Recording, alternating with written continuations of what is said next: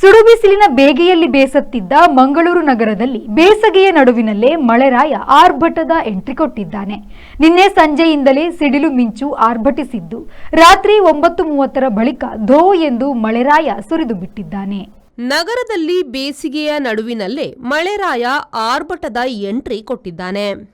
March 12ರ ಸಂಜೆಯಿಂದಲೇ ಸಿಡಿಲು ಮಿಂಚು ಆರ್ಭಟಿಸಿದ್ದು ರಾತ್ರಿ 9:30 ಬಳಿಕ ದೋ ಎಂದು ಮಳೆರಾಯ ಸುರಿದು ಬಿಟ್ಟಿದ್ದಾನೆ. ಸುಡುಬಿಸಿಲು ಬಂದರೆ ಮಳೆಯು ಅದೇ ರೀತಿಯ ವರ್ತನೆ ತೋರುವುದಂತೆ ಪ್ರಕೃತಿಯ ಮುನಿಸಿನ ಉತ್ತರವೇ ಇದು. ಮಾನವನ ಅತಿದಾಹಕ್ಕೆ ಪ್ರತಿಯಾಗಿ ಬಿಸಿಲಿನ ತಾಪವು ಏರುತ್ತಿದೆ. ಹಿಂದೆಂದೂ ಕಂಡರಿಯದ ರೀತಿ ಈ ಬಾರಿ ಬಿಸಿಲು ಆವರಿಸಿತ್ತು.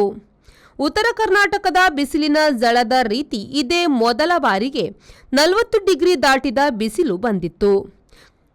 ಕರಾವಳಿಯಲ್ಲಿ ಇಷ್ಟೊಂದು ಬಿಸಿಲು ಏರಿದರೆ ಪಕ್ಕದ ಸಮುದ್ರದ ನೀರು ಆವಿಯಾಗಿ ಮೋಡವಾಗಲೇಬೇಕಷ್ಟೇ. ಅದರ ಪ್ರತಾಪ ಈಗ ಕಾಣಿಸುತ್ತಿದೆ. ಸಂಜೆ 4ರಿಂದ ಸುಳ್ಯ, ಕಡಬ, ಪುತ್ತೂರು, ಬೆಳ್ತಂಗಡಿಗೆ ಸೀಮಿತವಾಗಿದ್ದ ಮಳೆ ರಾತ್ರಿಯಾಗುತ್ತಿದ್ದಂತೆ ಕರಾವಳಿಗೂ ಮುಖ ಮಾಡಿತು.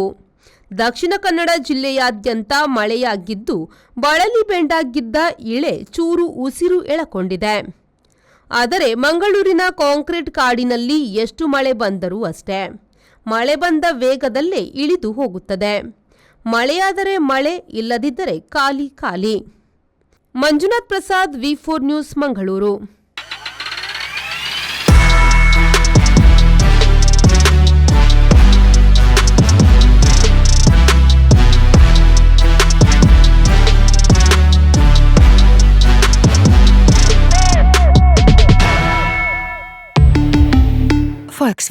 Volkswagen Mangalore, Airport Road, Yeyadi, Mangalore. Volkswagen.